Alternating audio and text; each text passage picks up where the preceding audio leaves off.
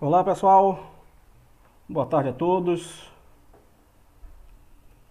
Vamos dando início a mais um mais um Nave Mais webinar, nossa segunda palestra, segunda apresentação para o nosso público. E hoje vamos falar sobre a ética e pesquisa com seres humanos e sua importância para o Rio Grande do Norte. Eu conto com a presença ilustre do professor Dr. Pablo Castro. Ele é professor e membro do Comitê de Ética da UERN, da Universidade do Estado do Rio Grande do Norte. Professor Pablo, seja bem-vindo. Obrigado. Agradeço o convite, professor. Espero que tenhamos um momento muito bom hoje para conversarmos sobre ética, ética em pesquisa e a importância disso para o IFRN. Muito obrigado novamente, viu, professor? É uma honra contar com a sua presença aqui. Só a termo de esclarecimento, e até para começar essa live, eu gostaria de agradecer o espaço cedido pelo NAVE. Essa aqui é a primeira oportunidade que a comissão de implantação do CEP no IFRN, a gente vai falar um pouquinho sobre isso também hoje, é a primeira oportunidade que a comissão tem de falar diretamente para o nosso público, tanto o público interno do IFRN quanto o público externo. Então, eu acredito que essa transmissão, essa conversa, ela sirva como, ela vai servir no futuro bem próximo como uma ferramenta educativa para aqueles que têm interesse na temática.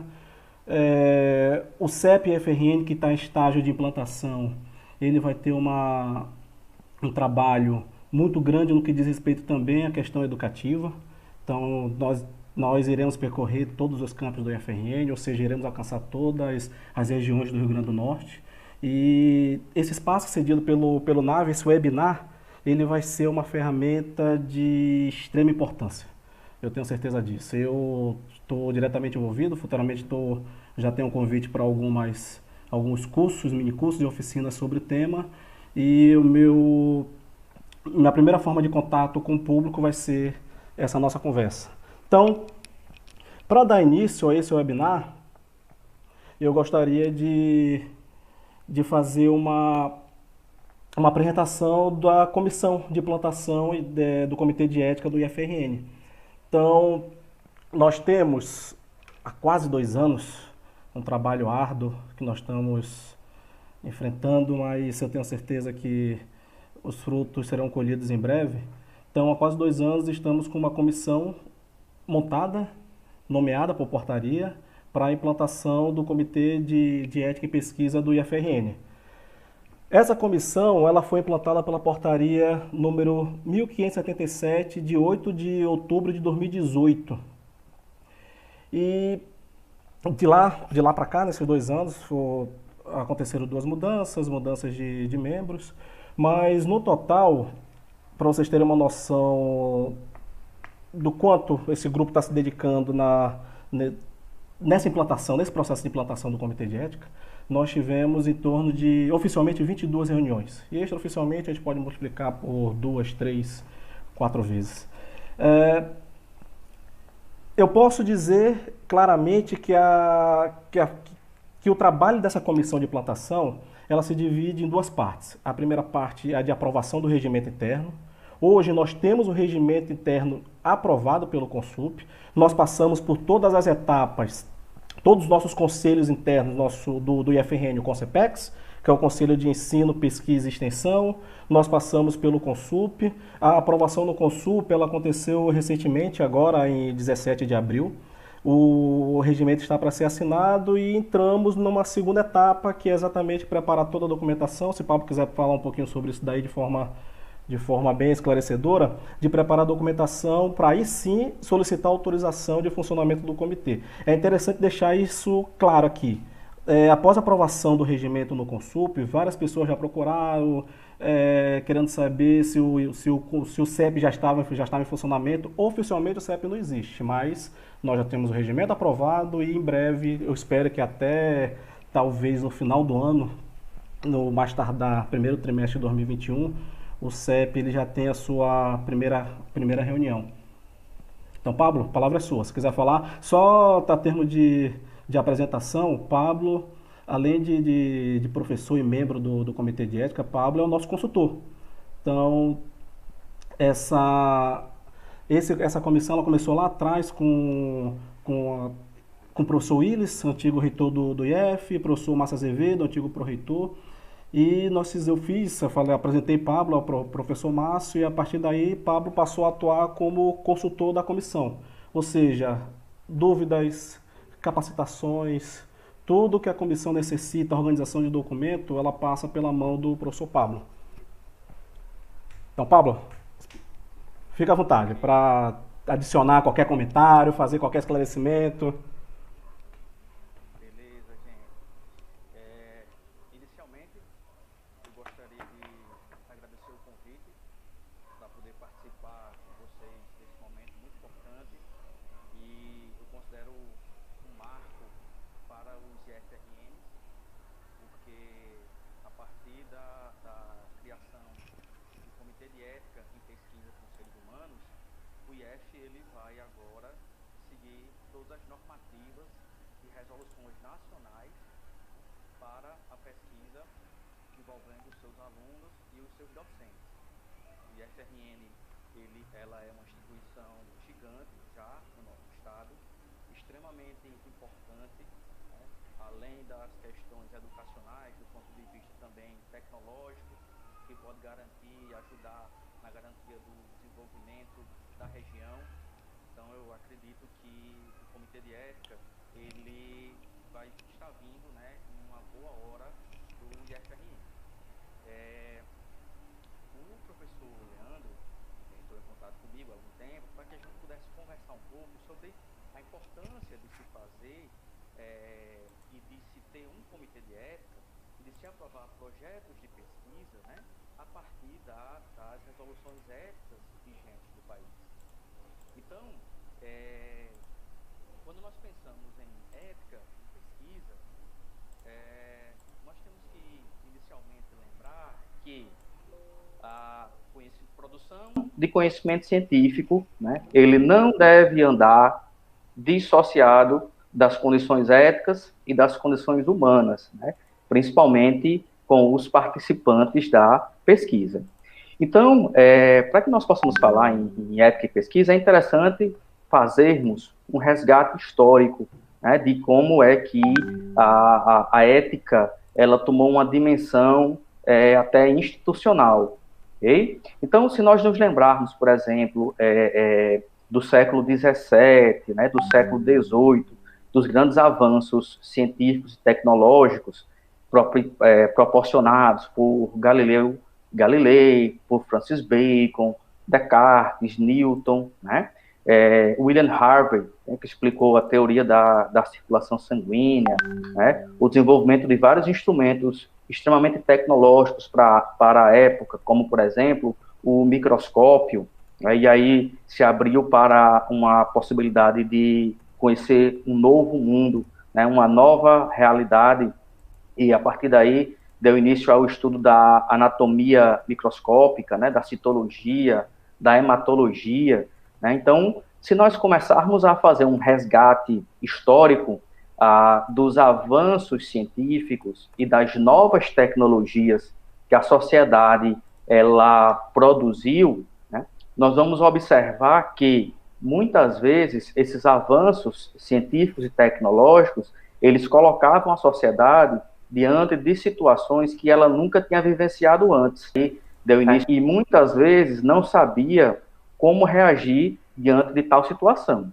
Então, os estudos, por exemplo, da microbiologia, né, através de Louis Pasteur, né, despertou, por exemplo, para a sociedade a importância das medidas assépticas, né, como, por exemplo, a lavagem das mãos, que é uma coisa extremamente simples, extremamente requisitada, principalmente nesses tempos de pandemia, mas que já havia sido relatado há alguns séculos atrás, a partir do momento que se descobriram os micro-organismos.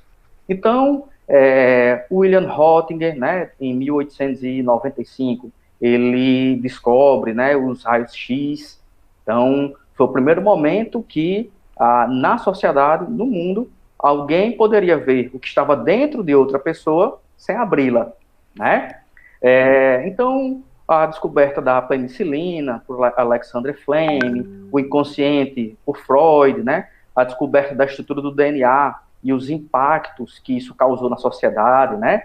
Tanto na área da perícia criminal, né? Como também nas relações humanas, na nossa própria história, né? Na antropologia, nas ciências forenses. Então, se nós observarmos a história, ela vem mostrando que a sociedade ela conseguiu muitos avanços técnico-científicos. No entanto, nós nos deparamos em alguns momentos com dilemas, né? Dilemas éticos, como por exemplo a eutanásia, né? O abortamento, a fertilização in vitro, a utilização ou não de células-tronco e em quais condições isso poderia acontecer, né? Então, esses novos dilemas éticos, associado a um outro fator muito importante, né, que foram as atrocidades acometidas na Segunda Guerra Mundial, devido à construção, né, dessas tecnologias novas, ela levou a sociedade a refletir o seguinte: olha, eu tenho uma ferramenta, como por exemplo a fissão nuclear, né, que pode ser importante para gerar grandes quantidades de energia no mundo. E você tem lá na Segunda Guerra Mundial a turma utilizando esse conhecimento de fissão nuclear para produzir a bomba atômica. Então nós tínhamos aqui muita tecnologia, muita informação nova, pontos que nunca tínhamos pensado antes, e agora nós temos o quê? E agora nós temos algumas situações que foram utilizadas, né, inclusive atentando à vida do próprio ser humano. Então, diversos tipos de experimentos, eles foram conduzidos na Segunda Guerra, né, onde colocavam pessoas em câmaras hiperbáricas, né, colocavam pessoas em condições extremas de temperatura, de frio, de calor, mediam limiares de dor, né, e se nós somarmos o que a sociedade produziu do ponto de vista biotecnocientífico, né, e como essa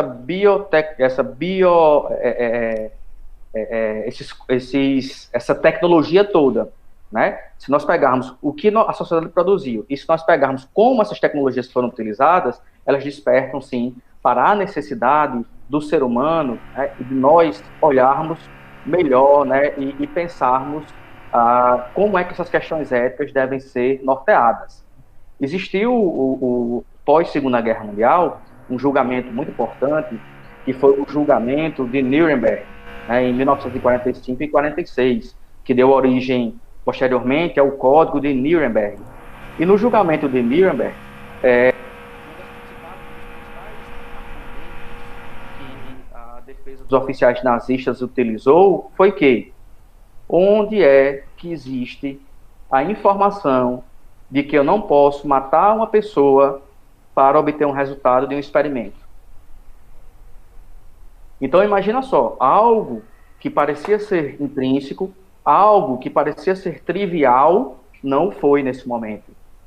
Então, a partir disso, foram estabelecidas várias normas internacionais, né, que regulamentavam a utilização de seres humanos em pesquisas, como a Declaração de Helsinki, a própria Declaração dos Direitos Humanos, né, que antes era chamada de Declaração Universal do Homem e depois foi dos Direitos Humanos, outras diretrizes éticas internacionais para a pesquisa, e todos esses documentos internacionais, eles orientam e orientaram vários países que conduzem pesquisas com seres humanos, certo?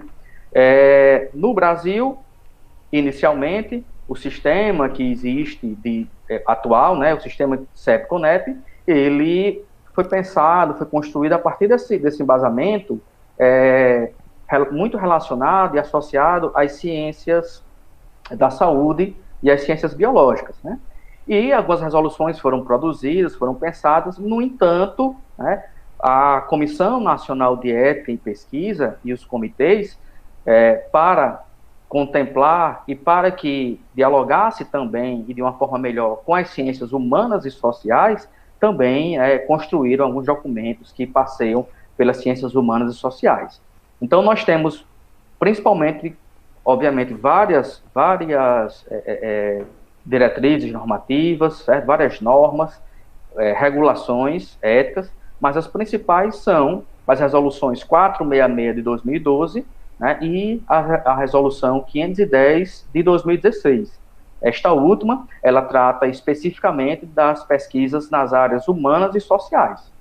Então, para a gente concluir, Leandro, esse pensamento, nós tínhamos muita tecnologia que poderia causar um impacto muito grande, e nós não tínhamos essa dimensão, ou pelo menos não elencávamos essa dimensão, e aconteceram problemas.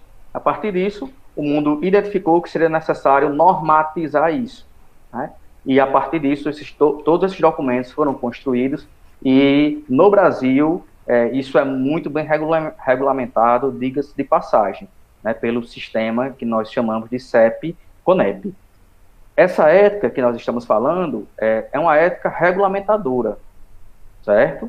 Obviamente, ela não é uma ética absoluta e ela não atende a todos os anseios, mas ela é uma ética que ela tenta padronizar, né, a forma de você interagir com o participante da pesquisa, né? E aí no IF, com certeza, temos muitos participantes de pesquisa, né, principalmente jovens, né, muito jovens. Então, professor Pablo, deixa eu só aproveitar essa brecha, quando essa deixa que você falou do IF, e eu fiz esse breve relato da implantação do Comitê de Ética de Pesquisa no IFRN. Nós já temos uma primeira pergunta aqui que eu acho que serve para nortear um pouco da nossa discussão. Inclusive tem relação com o tema da nossa apresentação. Qual seria a importância da implantação, ou qual seria a importância do CEP e IFRN para a nossa sociedade norte-riograndense? O que é que você percebe a partir da implantação do CEP e IFRN? O que é que o Estado vai ganhar com isso daí? Ok. Leandro, essa pergunta ela é muito interessante, né? E ela é muito importante porque quando nós pensamos em pesquisa, quando nós pensamos em participantes de pesquisa, o nosso imagético que nós temos em nossa memória é muito associado justamente às pesquisas nas áreas da saúde, né? Geralmente nós associamos isso às pesquisas clínicas, mas na realidade, toda pesquisa que envolve ser humano e que se tenha a obtenção, direta ou indiretamente, né, de informações desses seres humanos ou de materiais biológicos, né, esse projeto ele precisa passar por uma apreciação ética. Então, se você é um docente e você vai aplicar, por exemplo, uma pesquisa, né, vai realizar uma pesquisa, e nessa pesquisa tem a aplicação de um questionário, você pode expor determinada pessoa a uma situação de risco. Obviamente, é um risco, se nós pensarmos de forma gradual, é um risco que ele não teria, né, em tese, uma graduação tão elevada quanto, por exemplo, a administração de um possível fármaco ou de uma possível vacina. Mas é um risco de constrangimento que essa pessoa pode ter, né? É um risco de ter as suas informações perdidas ou cedidas, ou que possam cair ou ser disponibilizada para outras pessoas nas quais, né, possa de alguma forma interferir ou prejudicá-las. Então, os riscos que existem na pesquisa, em sala de aula, na área da educação, geralmente são riscos que eles não são tão elevados, mas eles existem, e toda pesquisa, independente da área, ela contém risco. É comum nós encontrarmos alguns trabalhos que dizem, olha, esse trabalho não tem risco, né? Na realidade, o participante, ou na realidade o pesquisador, ele não conseguiu encontrar, né, quais são os riscos que existem. Então, o IFRN, com o tamanho que ele tem, com a importância que ele tem no Estado, ele tem de ter já o seu próprio sistema de avaliação ética. Aqui na Universidade do Estado do Rio Grande do Norte, nós avaliamos muitos trabalhos que vêm do IF, né? Então, as pós-graduações que vocês têm, né, mandam vários trabalhos para a gente, e nós devemos trabalhar nessa perspectiva, né, de que o projeto que chega, ele deve ser visto de forma independente, né, de forma multi ou interdisciplinar, para que essa comissão, que nós denominamos de Comitê de Ética, possa verificar se o que você escreveu está de acordo com o que as normas éticas vigentes no país solicitam. Então, o IF, ele tem, né, ele tem já nesse momento o seu comitê de ética. Eu posso dizer, de certa forma, que o CEP-FRN ele vai contribuir com a, vamos dizer, com a melhora da qualidade científica no nosso estado, por que não, no nosso país, a partir do momento que, como eu já falei anteriormente, nós trabalhamos também, além dessa garantia regulatória, o CEP ele trabalha, tem um trabalho muito forte no que diz respeito à educação da comunidade, tanto interna quanto externa. Então, podemos dizer que nós vamos trazer a comunidade para esse debate, que é um debate extremamente importante, como você falou, traçou todo o histórico da ética em pesquisa.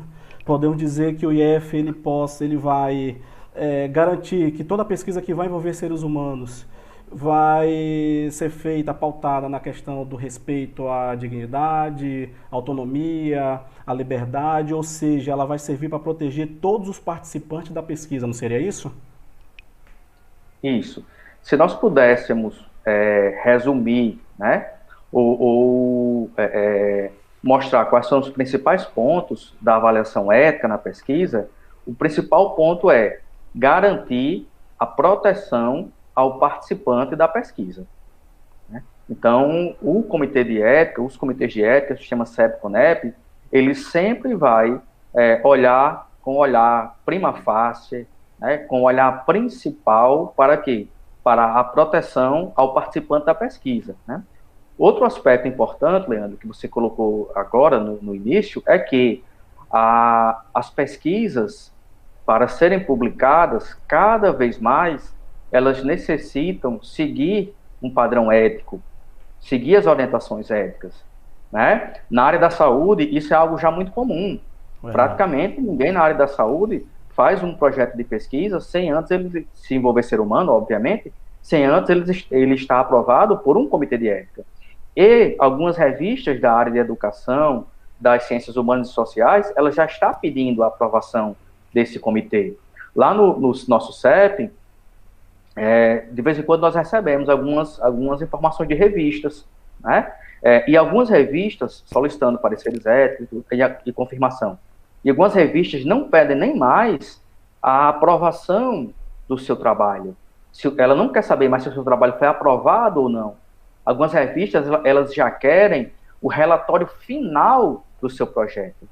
Ou seja, é aquele documento que diz que você realizou sua pesquisa seguindo todas as normas e resoluções éticas vigentes no país.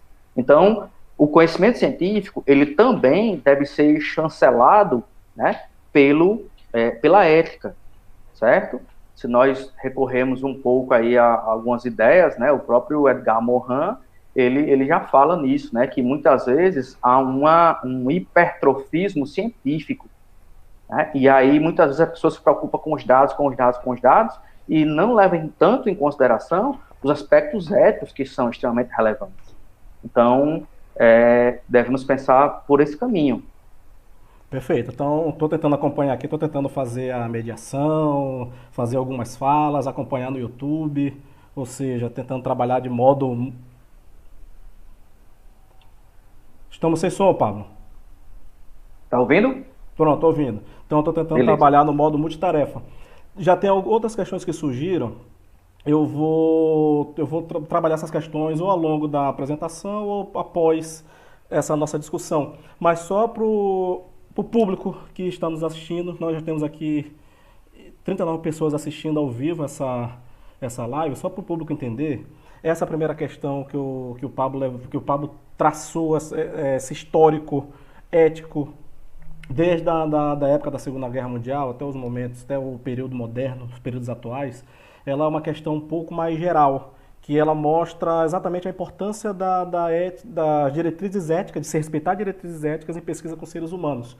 E nós, ao longo desses 2 anos, como eu falei, quase 2 anos de trabalho da comissão de implantação do Comitê de Ética do IFRN, nós buscamos fazer o levantamento de dúvidas, de questões simples da comunidade, dúvidas inclusive nossas da comissão, Como eu falei, essa comissão ela trabalhou muito, estudou muito para que a gente pudesse produzir esse regimento, para que a gente pudesse trabalhar em cima dessa documentação. Pablo ajudou muito nessa questão, como eu já falei. E para facilitar e tornar essa nossa discussão extremamente útil, e como eu falei, para que ela sirva como uma ferramenta educativa, inclusive, não só para quem está assistindo agora, mas para quem vai ter acesso posteriormente, eu fiz o levantamento de uma série de questões simples, muitas vezes feita por pesquisadores do IFRN, servidores do IFRN, e eu vou trazer um pouco para a nossa discussão. Quando você traçou o histórico da ética em pesquisa, Pablo, você dá para perceber uma relação muito grande, inclusive você falou sobre isso, da ética em pesquisa com seres humanos e a pesquisa clínica. Então, é notório, inclusive, no NAVE tem alguns projetos envolvendo essa parte clínica, esse estudo clínica. Em um desses projetos, eu presenciei, mesmo com atraso no cronograma do projeto, esse projeto, a parte clínica não se iniciou enquanto não for autorizado pelo Comitê de Ética em Pesquisa relacionado. Ou seja, existe lá na parte clínica um respeito muito grande por essas diretrizes, um respeito muito grande pela dignidade do participante da pesquisa. Entretanto, no IF nós temos pesquisas de outras áreas, área de educação, área de engenharias, que em geral se tem ou pouco conhecimento ou não se leva muito em consideração essa necessidade de avaliação de projetos, de apreciação pelo Comitê de Ética. E dentro desse sentido, dentro dessa questão, surgiu perguntas para mim com a seguinte dimensão. Na verdade, são 3 perguntas que eu vou fazer aqui para você, Pablo, que Beleza. elas estão todas dentro de um mesmo contexto, certo? Então, Beleza. uma primeira pergunta que surgiu para mim foi, e eu acho que inclusive tem alguma coisa relacionada aqui no YouTube, Caroline, ela falou, perguntando, até então as pesquisas com seres humanos envolvidas pelo IFRN eram submetidas para apreciação ao CEP de qual instituição? A gente pode aproveitar essa pergunta dela e você responder juntamente com essa. Os pesquisadores do IFRN, agora, após a implantação do CEP, serão obrigados a enviar projeto para apreciação? Uma outra pergunta dentro desse mesmo contexto. Se você se perder, você me avisa e a gente vai articulando essa nossa conversa. Mas está tudo dentro dessa mesma dinâmica, do mesmo contexto, a parte de legislação, que você até tocou um pouco sobre isso. Uma segunda pergunta seria, por que o IF, isso aqui eu ouvi bastante, por que o IF precisa de um CEP se não temos pesquisas clínicas e biomédicas?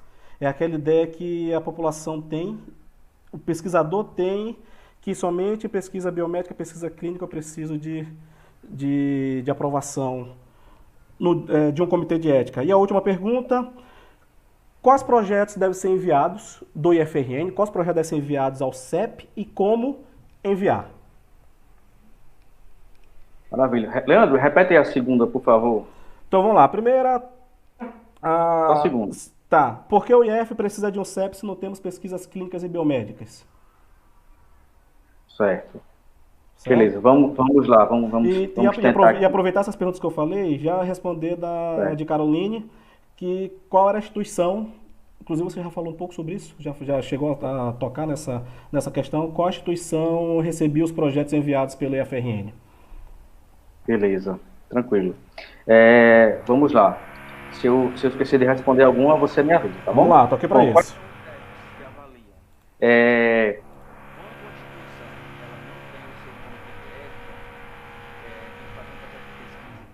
Passar por um CEP,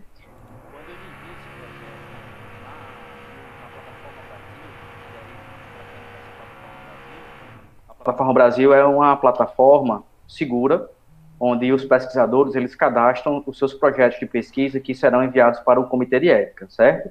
Quando a instituição não tem um Comitê de Ética, a CONEP procura o Comitê de Ética mais próximo de onde a pesquisa será realizada.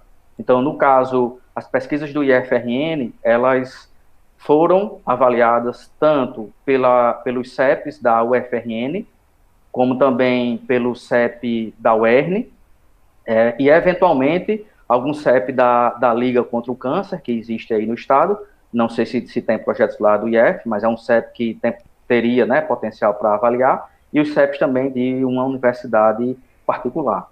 Então, prioritariamente, pelos docentes que eu conheço e os trabalhos que eu vejo do IF, quem avalia é a UERN e a UFRN, ok? Uma outra pergunta foi por que o CEP, por que o IF precisa de um CEP se não tem pesquisa na área biomédica, não é isso? Então, é importante a gente destacar que o Comitê de Ética e Pesquisa, os comitês de ética e pesquisa, eles não são só para pesquisas nas áreas biomédicas, certo? Se nós analisarmos, por exemplo, a resolução 510 de 2016, né, essa resolução ela dispõe no seu artigo 1º uma coisa muito clara. Ela diz o seguinte, ó, esta resolução dispõe sobre as normas aplicáveis a pesquisas em ciências humanas e sociais, cujos procedimentos metodológicos envolvam a utilização de dados diretamente obtidos com participantes ou de informações identificáveis ou que possam acarretar riscos maiores do que os existentes na vida cotidiana, de forma definida nesta resolução. Então, toda pesquisa que envolver ser humano, independente de ser na área biomédica, existe uma resolução para isso e existe o sistema CONEP para poder avaliar esse tipo de projeto, de pesquisa, certo? Me lembra aí, Leandro, quais foram as outras perguntas, por favor? Que projetos devem ser enviados ao CEP? E Pronto, como enviar? Beleza. Quais projetos, né, devem ser enviados ao Comitê de Ética? Essa é uma pergunta bastante comum, né? Preciso enviar o meu trabalho para um Comitê de Ética? Bom, a resolução 466, ela aborda de forma muito clara que a pesquisa que envolve ser humano, independente do ser humano ele ser da área humana, social, né? Pesquisa que, individual ou coletivamente, tenha como participante o ser humano, em sua totalidade ou parte dele, e o envolva de forma direta ou indireta, incluindo o manejo dos seus dados, informações ou materiais biológicos, deve ser enviado para um comitê de ética. Então, se você vai fazer uma pesquisa com o ser humano, independente da área que ele se enquadre ou da sua pesquisa, você precisa, sim, de um respaldo ético para isso, uma chancela ética para isso. E quem é que garante essa chancela ética? É a aprovação do seu trabalho por um comitê de ética, certo? Então, nós recebemos muitos trabalhos de professores na área de educação, lá na UERN, tanto da UERN, como da UFESA, como também dos IEFs, né? E esses professores que já enviaram, já têm alguma prática no envio e submissão de projetos, eles já aprovam rápido esses projetos, né? Porque eles já pegaram, já aprenderam o modus operandi de enviar, né? Pode parecer um pouco receioso no início, porque é algo novo, é algo desafiador, mas com certeza, gente, é algo que veio para ficar, né? Essa avaliação ética, hoje ainda mais, né, está se falando muito em questões éticas com a própria pandemia que nós estamos vivendo, né? Mas esses aspectos éticos, eles vieram para ficar, né? Eles vieram para crescer e eles vieram para incorporar mais instituições, né? E para proteger o participante da pesquisa. Professor, como é que eu faço para enviar o meu projeto para um comitê de ética? Bom, você vai acessar o seguinte endereço. Eu posso até pedir para vocês disponibilizarem depois aí, A gente pode deixar no link aqui. plataformabrasil.saude.gov.br, certo? Apesar do sistema de avaliação ética, CEP e CONEP, estar vinculado ao Conselho Nacional de Saúde e ao Ministério da Saúde, né, a avaliação ela engloba outros aspectos humanos e sociais importantes na educação e nas pesquisas do IF também. Perfeito, Pablo, obrigado. Só trazendo o público, estou gostando das questões trazidas. Caroline, foi Caroline que fez a pergunta. ela estava em dúvida ainda se, mesmo tendo CEP, quem é que avaliaria essas questões. Igor, o professor Igor Moraes, do NAVE, ele ajudou a responder que o próprio NAVE ele tem projetos que envolvem essa parte clínica, e mesmo o IFRN não tendo CEP para isso, esses projetos foram avaliados, nesse caso aqui, pelo CEP, pelo Hospital Universitário, o UOL, e pela Liga do Câncer. Ou seja, a pergunta que eu fiz, se agora o pesquisador do IF vai ser obrigado, na verdade, ele sempre existiu essa diretriz, na verdade, de um tempo para cá, e mesmo o IF não tendo CEP, ele pode, o trabalho dele seria avaliado por outro CEP que seria indicado a partir da inscrição da Plataforma Brasil, certo? Isso. Temos uma pergunta aqui também, essa aqui eu não posso deixar passar, a professora Régia Lopes, nossa antiga pró-reitora de extensão. Então, ela falou, Régia, ela trabalha com extensão, então normalmente você tem projetos de extensão que levam a questão de leva uma pesquisa também. Inclusive, quando eu trabalho com extensão, eu trabalho com a pesquisa associada. E ela bota aqui, no contexto geral, a pesquisa, se tiver algum questionário que algum público, mesmo que não seja da área da saúde, venha responder, eu acredito que faltou alguma coisa na pergunta dela, mas é necessário passar por um conselho de ética. Pronto, volta para a pergunta. Isso, volta para a pergunta. Se o projeto ele for caracterizado como pesquisa, ou seja, se você quiser obter informação de um ser humano, você tiver contato com as informações desse ser humano, mesmo que de forma indireta, ou seja, se de alguma forma quem está obtendo a informação tiver como saber quem cedeu a informação, e esse projeto se caracterizar como uma pesquisa, algo que você queira, né, mostrar ou apresentar, né, esse trabalho já se caracterizaria como um projeto de pesquisa. E aí precisaria, sim, também de uma aprovação por um comitê de ética, certo? Leandro? Pode falar, na escuta. Existem algumas pesquisas que não precisam da aprovação do comitê de ética, certo? Essa é uma pergunta também que sempre nos fazem. Professor, toda pesquisa que envolve o ser humano precisa passar pelo comitê de ética, e aí a resolução 510 de 2016, ela traz de forma muito clara, no seu artigo 1º, que não são registradas nem avaliadas pelo sistema CEP-CONEP pesquisa de opinião pública com participantes não identificados, pesquisas que utilizem informações de acesso público nos termos da Lei 12.527, pesquisa que utiliza informações de domínio público, pesquisa censitária, pesquisa de bancos de dados, né? Pesquisa realizada exclusivamente com textos científicos para revisão de literatura, certo? Pesquisa que objetiva aprofundamento teórico em situações que emergem espontaneamente e contingencialmente da prática profissional, desde que não revelem dados que possam identificar o sujeito, né?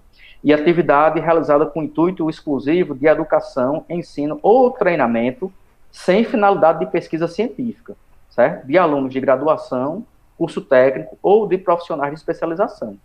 Então, esse aspecto, eu acho ele extremamente importante nós levantarmos aqui, no IFRN, principalmente esse último item que eu falei. Por quê? Porque imagina só, eu sou professor, eu estou na minha sala de aula e dentro da minha prática profissional, eu quero aplicar, por exemplo, um questionário com os meus alunos, certo? E quero, por exemplo, saber o que é que os alunos acham a respeito das fake news. Se isso for uma atividade pedagógica e ela só vai ficar estritamente na sala de aula, ela não se caracterizaria como uma pesquisa. Mas o que é comum acontecer? Você termina fazendo um trabalho, tem uma resposta tão bacana, e você quer depois fazer o que com esse trabalho? Publicar.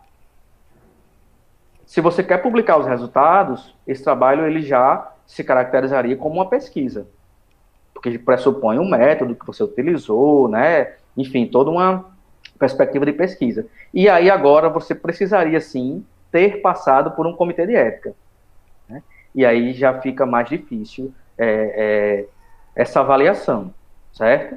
Então, muitos dos professores, eles pensam na sua prática profissional, pensam nas atividades, mas se eles quiserem futuramente aprovar um projeto, aprovar um trabalho com esses resultados, mesmo que em algum congresso, né, e principalmente congressos maiores que já exigem avaliação ética, não estaria, né, correto se ele não tivesse aprovado por um comitê de ética, certo? Perfeito, professor. Deixa eu voltar aqui para o YouTube. Também outro comentário que eu não posso deixar de fazer aqui, da professora Lenina. Lenina, minha amiga de longa data, minha supervisora. Ela faz um resumo daquela primeira pergunta uma das primeiras perguntas que a gente lançou aqui para discussão, qual seria a importância do CEP para o UFRN. E ela fala que o UFRN necessita de um CEP porque é uma instituição de pesquisa acadêmica, científica, tecnológica e de inovação. Eu tenho um trabalho sendo desenvolvido junto à professora Lenina, eu vou falar um pouquinho mais sobre ele mais à frente, mas numa pesquisa rápida no SWAP, nós tivemos em 2018 e 2019, se não me engano, mais de 1.000 projetos cadastrados. Ou seja, provavelmente esses projetos não passaram por apreciação de um comitê de ética, e o comitê de ética, na verdade, ele vem mais do que uma organização, um comitê para avaliar esses projetos, ele vem também para servir de subsídio, para ajudar na construção. Inclusive, deixa eu ver se eu consigo achar. Alguém falando aqui que o processo ele é muito burocrático. O comitê de ética ele também ajuda, você pode inclusive confirmar isso daí, ajuda muito nesse sentido. O comitê de ética ele trabalha como consultor da instituição, dos pesquisadores da instituição. Ótimo. Esse questionamento ele é muito importante e também, em vários momentos, ele é levantado, certo? A ideia que se tem do comitê de ética ou dos comitês de ética é que ele é um órgão extremamente burocrático, né? Um pouco dessa ideia, ela está extremamente associada ao modus operandi, ou seja, a forma como o comitê de ética funcionava até antes de 2013. Então, imagina só que antes de 2013, todos os trabalhos eles eram avaliados e enviados para o comitê de ética em forma de papel. Então, você tinha uma série de documentos para você listar, você enviava isso pelo correio, não podia, ou pessoalmente, né? Não podia ser por e-mail, e se algum documento estivesse incoerente, inconsistente, o seu projeto ficava lá um bom tempo, né, sem você ter essa informação de que precisaria anexar o documento para que ele pudesse ser apreciado. Então, quando a gente pensa em comitê de ética, até 2011, ele tinha um modus operandi, né, 2011, 2012, a partir de 2012, 2013, com o desenvolvimento da Plataforma Brasil, ela ajudou muito a tramitação dos projetos de pesquisa, porque o pesquisador submete tudo hoje em dia de forma online, certo? E quando ele submete de forma online, em 5 dias, 4 dias, ele sabe se precisa anexar um documento a mais ou não. Quando o pesquisador ele submete um projeto, ele sabe quando o projeto dele vai ser avaliado.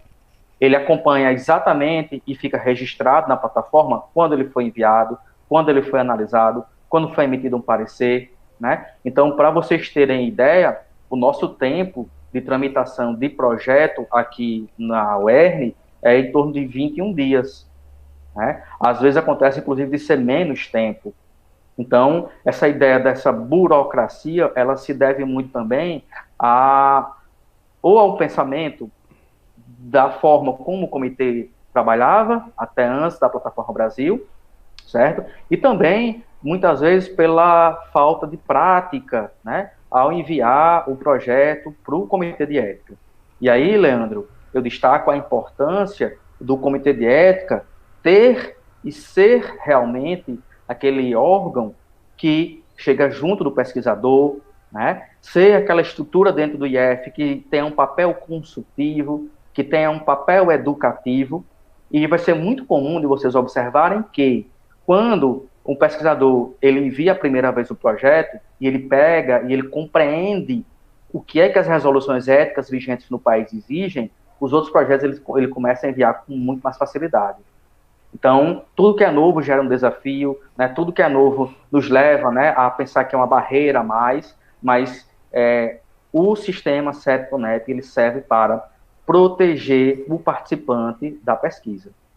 Nós temos pesquisas recentes, agora de 2016, com cobaias humanas, aprovadas em alguns outros comitês fora, né? Não no Brasil, mas fora do Brasil, lá na Guiana Francesa, no Panamá, em outros locais. No Brasil, Então, assim, no Brasil, em 2012, nós temos acho que é o caso mais emblemático do uso de cobaias, conhecido como cobaias humanas no Amapá. Eram testes Amapá, né? exato, era teste Bacana. com vetores, para se identificar vetores da malária. E a Sim, população, a comunidade local, recebia dinheiro, no Brasil não é permitido, recebia sim. dinheiro para coletar os insetos e serem picados. Nesse procedimento, vários deles foram contaminados. Então, os pesquisadores pagaram indenização, foram punidos. Quem quiser pesquisar, a gente pode deixar também algum link para as reportagens, para discussões. É um caso, se a gente pensar em 2012, é extremamente recente. É um absurdo que lembra muito pós-Segunda Guerra, mas aconteceu ainda na década passada. Pablo, deixa eu só Oi. dar o devido crédito à pergunta. A pergunta foi feita por Max Costa. Ele também baixa, ele fala da questão do tempo. Você falou aí que na UERN são 21 dias. Isso se um projeto não tiver nenhuma pendência. O regimento do IFRN, ele prevê reuniões ordinárias a cada 21 dias. Então, isso significa que um projeto sem pendência, a partir do momento que chegou ao CEP do IFRN, ele vai ter em torno de 21 dias, 3 semanas para ser avaliado e vai ter um parecer definitivo. Professora Régila, É, pode falar, pode falar. rapidinho. Quando nós falamos de uma média, né, de 21 dias, obviamente, realmente é uma média, né? Alguns outros são mais tempo. A CONEP, ela exige que um projeto ele tenha uma resposta de até, no máximo, 30 dias. Então, depois que ele é enviado, até no máximo 30 dias, ele precisa ter uma resposta, né? O que é que nós fazemos lá no Comitê de Ética da UERN, que ajuda muito, que auxilia muito aos pesquisadores? Nós colocamos um calendário anual com todas as reuniões e também um calendário informando até quando o pesquisador pode enviar o seu projeto para ser avaliado naquela reunião. Então, o que acontece? Por exemplo, uma reunião do dia 10, ele deve ser enviado até 7 dias antes. Então, até dia 3 de junho, por exemplo, se o pesquisador enviar, esse projeto vai ser avaliado na reunião do dia 10. E no dia 11 ou 12, esse projeto já vai ser liberado, né? Então, significa o quê? Que em 9 dias você já tem uma tramitação aí de um projeto. Então, essa dinâmica, essa interação e esse conhecimento dos prazos de avaliação e de reuniões, ele é fundamental para que você possa tramitar com agilidade o seu projeto. Perfeito, professor. Só lembrando que a gente está chegando a 1 hora de conversa, pelo que eu Bacana. tinha planejado aqui, acho que não chega nem a metade da discussão, ou seja, já abre espaço para um próximo encontro. Inclusive, foi até uma sugestão sua em conversa prévia, a gente pode trabalhar questões mais específicas, como cadastro na Plataforma Brasil, enfim. Mas vamos dar continuidade. Eu acho que Ok. a conversa está fluindo e dentro das questões que eu tinha preparado, é, uma outra questão que eu posso trazer para cá diz respeito a algumas perguntas-chave que a gente pode tentar responder até de forma mais rápida, Pablo. Eu Certo, escutei essa discussão, inclusive na reunião de aprovação do Consup. Eu não lembro qual foi o certo. conselheiro do Consup que levantou essa discussão, mas a questão foi a seguinte: no IF nós temos projetos de TCC, perfeito? E Maravilha, muitas maravilha. vezes esses projetos são feitos, os alunos têm pouco tempo para pensar no projeto, para iniciar o projeto, para finalizar e para preparar o relatório. E ele perguntou o que aconteceria com esses trabalhos. Isso não só para ensino médio, na verdade ele questionou voltado para o ensino médio, mas a gente pode pensar também a nível de licenciatura. Com quem eu estou conversando sobre essa questão, a minha sugestão é que, se você não tem um tempo hábil para enviar esse projeto para apreciação de um CEP, esse projeto não deve envolver seres humanos. Por exemplo, no IF, a nível de ensino médio, a nível de TCCs, nós temos muitas, por exemplo, produções de equipamentos, de protótipos de baixo custo, por exemplo. Eu venho sugerindo que, para os professores, para os orientadores, que nesse caso, em vez dele incluir uma validação, incluindo seres humanos na conversa, o aluno poderia apresentar o TCC apenas com as questões tecnológicas envolvidas na construção do protótipo.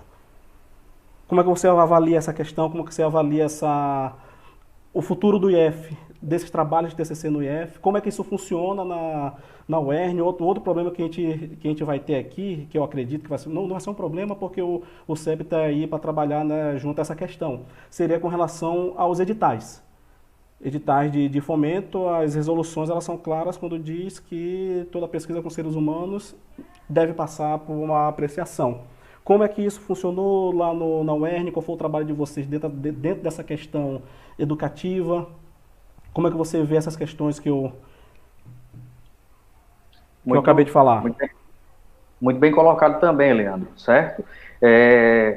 Como é que, em vários diálogos dentro da universidade, nós chegamos em uma solução que pudesse ser mais ágil para quem queria fazer projetos com seres humanos, né?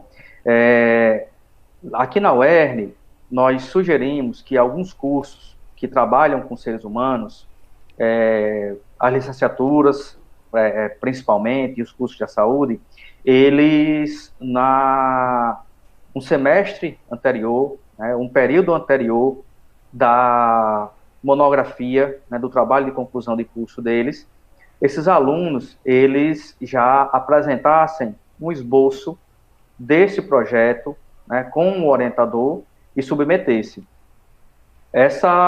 Ou seja, o aluno ele tinha lá o trabalho de conclusão de curso 1 e o trabalho de conclusão de curso 2. O final do trabalho de conclusão de curso era a construção de um projeto de acordo com as normas éticas vigentes. Então, ele tinha um projeto dele, independente da área, de como da metodologia que ele iria trabalhar, mas esse projeto ele precisaria estar de acordo com as normas éticas vigentes. E alguns alunos já submetiam ao final do TCC-1. Então, em um mês e 15 dias, ele já tinha uma resposta, ou muitas vezes, a aprovação do seu trabalho, e ele tinha o próximo semestre todinho para poder fazer a sua coleta de dados, certo?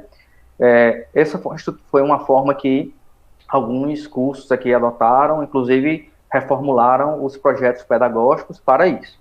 Uma outra solução é que, mesmo que o aluno não esteja pronto e não esteja preparado, os docentes e o próprio comitê de ética, ele pudesse balizar, ele pudesse orientar, ele pudesse disponibilizar as informações necessárias, independente de ser um TCC-1, para que o aluno ele tivesse já maior balizamento, né, uma maior quantidade de informações para construir o seu projeto. Então, o semestre, ele começava, o aluno inicialmente já mandava o seu trabalho para um comitê de ética, e até mais ou menos 1 mês e meio, no máximo 2 meses, ele já tinha a aprovação do seu projeto. E com essa aprovação, ele ainda tinha aí mais 1 mês para a coleta de dados, 1 mês e pouco, a depender do projeto, e depois a apresentação. Então, eu acho que seria interessante verificar quais mecanismos internos o IFN, o IFRN poderia desenvolver, né, e como o comitê de ética poderia auxiliar nessa dinâmica, né, porque eu percebo o seguinte, que às vezes o professor ele pode até focar, por exemplo, nesses instrumentos tecnológicos, mas pode ser que tenha algum tipo de pesquisa que não consiga se adequar a essa proposição, né? Então, o orientador ele já poderia antes ir conversando com o aluno, né, e organizando como esse trabalho seria construído, certo? Do ponto de vista regimental e de editais na universidade, na UERN, o que aconteceu?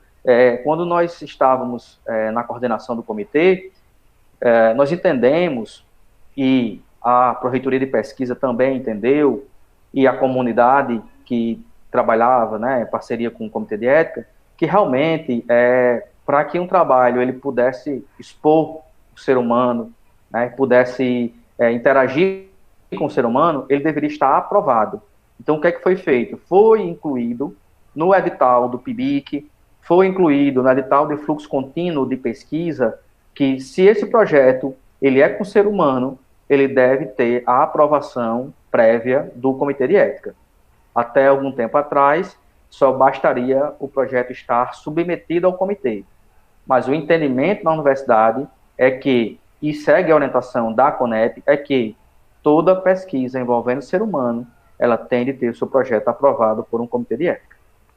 Beleza? Perfeito. E a sugestão é, se não tem tempo hábil de enviar, não envolver seres humanos no projeto. Não seria isso? Eu acho que E essa se é não tem a... tempo hábil de enviar, é melhor você não enviar um projeto com ser humano do que transgredir, né, as normas éticas vigentes no Brasil, certo? Perfeito. Tem uma pergunta, Leandro, bem rapidinho, que muitos professores perguntam. Eu sou obrigado a enviar o meu projeto para um comitê de ética, se é com ser humano? E aí eu acho que a gente tem que ir para a dimensão realmente ética, né, para a dimensão moral, de inclusive nós repensarmos nas nossas práticas. Imagina só que você é um pesquisador sério e deve incluir o seu compromisso ético e moral, né, e você quer fazer uma pesquisa, mesmo o país tendo normas, diretrizes que regulamentam a pesquisa, e você quer fazer uma pesquisa com o ser humano sem mandar, né, para apreciação de um CEP. Então, eu acho que, como é uma norma, né, você não é obrigado a mandar.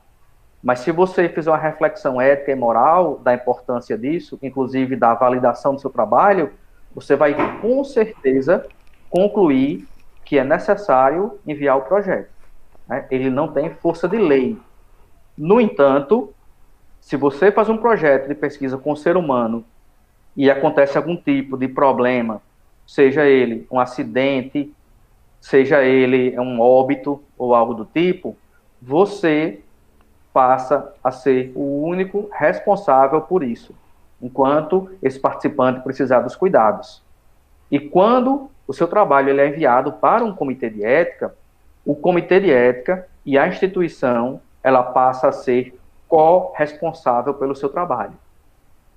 Então é importantíssimo que, se você vai trabalhar com o ser humano, você tenha a chancela do comitê de ética e a chancela, obviamente, do IFRN, que serão corresponsáveis pelo seu trabalho. Perfeito. Por isso a importância do CEP avaliar bem o trabalho de acordo com todos os parâmetros éticos nacionais.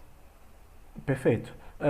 Nós estamos chegando aqui a 1 hora de live. Eu já vou encaminhar algumas questões. Algumas perguntas a gente pode deixar para uma próxima oportunidade, mas eu vou encaminhar uma última questão e peço desculpa às perguntas que nós não conseguimos responder, mas continuamos disponíveis, tanto o professor Pablo quanto eu falo em nome de uma comissão. Provavelmente eu vou estar à frente do Comitê de Ética em Pesquisa, mas eu falo em nome de toda uma comissão que vem trabalhando ao longo de quase 2 anos.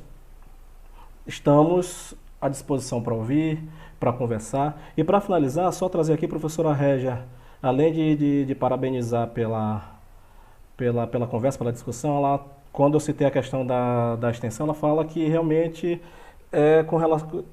ela fala de pesquisa, já que ela é docente do programa de pós-graduação em uso sustentável de recursos naturais do IFRN. Professora, eu vou aproveitar o seu gancho e vou tentar ser o mais sucinto possível, falar exatamente dessa questão dos programas de pós-graduação no IF. No IF nós temos 5 programas, 2 que são programas do próprio Instituto, 2 que o Instituto tem polos, são programas nacionais com polos no Instituto, e 1 em parceria com o ERN e com o FESA. E eu venho desenvolvendo um trabalho junto à professora Lenina pelo programa de pós-graduação em Educação Profissional e Tecnológica do IFRN, Natal Central. E o que foi que nós percebemos? A partir do levantamento de dissertações que estavam disponíveis no banco de dados de teses e dissertações da CAPES, nós percebemos que 60% das dissertações do IF, isso inclui o programa de recursos naturais, ele foi analisado também, 60% das nossas dissertações envolvem seres humanos. E desses, menos de 5%, desse recorte, menos de 5% enviaram seus projetos para apreciação no CEP. Claro, ao longo do tempo nós estamos percebendo uma maior responsabilidade, uma preocupação dos pesquisadores, responsabilidade ética, mas é uma questão que a gente precisa trabalhar, e eu vejo um desafio grande para o comitê de ética. Talvez seja o principal, primeiro, não o principal, mas o primeiro foco do comitê de ética, a partir do momento que ele começar a funcionar, seja ações dentro dos programas de pós-graduação. Isso nós estamos falando de mestrado, nós temos agora o PPGEP com doutorado, inclusive o Max, que eu já citei aqui algumas vezes, ele disse que já enviou o projeto dele pela Plataforma Brasil, perfeito, mas é um desafio que nós temos que colocar debaixo do braço, nós temos que perceber que devemos começar pelas pós-graduações, depois começar a pensar em pesquisas básicas, TCCs, ou seja, a meu ver, além da demanda que nós vamos ter, imagine, 1000 projetos por ano, se 30% a 40% deles envolver seres humanos, nós temos uma média de 300 a 400 projetos para ser avaliado pelos comitês, pelo Comitê de Ética do IFRN. Mas o desafio ele começa por aí, começa pela pós-graduação, pelos nossos TCCs, educar literalmente. Quando eu falo de educação, eu falo com a certeza de que nesses 2 anos eu também fui educado com relação a isso. Algumas dessas questões que hoje eu conheço, eu sei que está dentro de uma legislação, se eu for procurar alguns projetos meus anteriores, eu pequei muito, não por falta de ética, vamos dizer assim, por desvio ético, mas por não conhecer, literalmente falta de conhecimento. Então eu vejo um grande desafio para o CEP e FRN, trabalhar em cima desse processo educativo. Então nós já passamos do tempo aqui, acredito que a gente possa numa outra oportunidade falar de temáticas, faltaram umas 2 ou 3 perguntas aqui para a gente discutir, mas fica para uma próxima, já é pauta para uma próxima discussão. Eu gostaria, para finalizar, novamente de agradecer o espaço disponibilizado pelo NAVE. Esse webinar aqui, eu tenho certeza que ele vai servir como uma ferramenta educativa. Eu terminei agora falando do papel educativo do CEP. E essa ferramenta, ou esse webinar, é a primeira oportunidade que nós estamos tendo de contato com a comunidade, para tirar dúvidas, para levar conhecimento sobre essa temática. Então eu agradeço muito esse espaço e tenho a certeza que eu vou utilizar esse vídeo. Claro, o NAVE, como sempre, vai fazer vai organizar melhor esse vídeo, deixar esse vídeo mais bonito, quem sabe até a gente um pouquinho mais bonito, viu, Pablo? Maravilha. E eu vou utilizar isso como primeiro contato com a nossa comunidade interna. A minha participação, tem uma participação marcada numa reunião pedagógica dia 16, antes disso, os professores vão ter acesso a esse vídeo, a esse material. Então, agradeço ao NAVE e agradecer a você, Pablo. Nós tivemos que adiantar essa nossa discussão, ia ser numa outra data, você prontamente atendeu todas essas mudanças, solicitações, e já vem atendendo, na verdade, o IFRN desde do contato que você fez com o professor Márcio, com o professor Willis, nessa assessoria da Comissão de Implantação do Comitê de Ética. Agradeço a presença e você pode fazer as suas considerações finais. Ok. Agradeço novamente, Leandro, o convite para que nós pudéssemos estar nesse momento conversando sobre ética, né, sobre bioética, sobre ética na pesquisa, sobre a importância de proteger o participante da pesquisa. É uma satisfação enorme poder contribuir também com os colegas, com os docentes, os discentes e os técnicos também do IFRN. É uma instituição que eu tenho muito orgulho, né? Eu tenho muito orgulho do nosso Estado e eu tenho muito orgulho das instituições que estão no nosso Estado, trabalham para o nosso Estado, para que nós possamos ter um desenvolvimento social, educacional melhor. Eu sei que o IF, ele trabalha nessa perspectiva, assim como a UERN, assim como a UFESA, a UFRN também, e gostaria de dizer que, se vocês precisarem conversar sobre outras questões envolvendo ética, eu já me coloco à disposição, né, para que nós possamos realmente garantir a vida, garantir a proteção aos participantes da pesquisa, certo? Eu gostaria também, Leandro, de deixar aqui 2 informes, ok? Um é que lá no Comitê de Ética, em parceria com outros colegas de outros comitês, no ano de 2018, nós elaboramos um livro né? E esse livro ele é chamado de Comitê de Ética em Pesquisa, o que é necessário saber para aprovar um projeto de pesquisa. É um livro que foi disponibilizado na forma de e-book e na forma impressa. A forma impressa já esgotou completamente, e no formato de e-book, ele é disponibilizado gratuitamente para qualquer pessoa que queira baixá-lo, certo? Ele está em PDF. Eu vou projetar aqui a minha tela, porque tem um QR Code, certo? Se vocês tiverem um celular com a câmera e vocês apontarem, lerem com essa câmera o QR Code, esse livro ele vai ser baixado automaticamente para vocês, certo? A gente pode deixar ele disponível também, Pablo. É um Então, livro pronto. que, inclusive, eu ia comentar sobre ele. É um livro que serviu de base para a comissão, para os membros da comissão, nessa nossa capacitação. Ótimo. Então, Leandro, eu vou passar o QR Code para vocês aí da nave, certo? E aí vocês disponibilizam para os colegas de vocês, tá bom? Perfeito. Ele é 100% gratuito e o intuito é realmente esse, de difundir a ética na pesquisa com seres humanos. Obrigado mais uma vez e um abraço para a Lenina também. E só para finalizar, tem uma mensagem aqui de Melisse pedindo para ver a possibilidade de realizar uma capacitação para todos os pesquisadores. Nós vamos trabalhar em cima disso, tanto a comissão já vem trabalhando, o CEP quando for implantado, e até eu vou falar isso aqui porque foi sugestão de Pablo, nós podemos trabalhar, fazer essa capacitação também na forma de webinar, aproveitar futuramente um webinar do NAVE e trabalhar questões, como eu já disse anteriormente, mais específicas, cadastro na Plataforma Brasil. Hoje eu ia falar um pouco, nós íamos conversar um pouco sobre quais seriam as questões éticas de trabalhos na área de ciências humanas, em educação, ou seja, tentar trazer algo mais objetivo.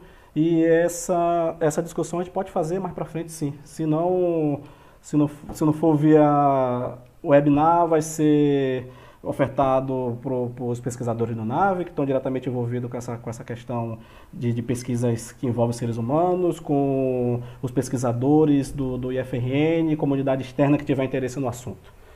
Então é o nosso papel, é a nossa prestação de conta à sociedade, essa devolutiva de conhecimento. Agradeço a todos. Obrigado.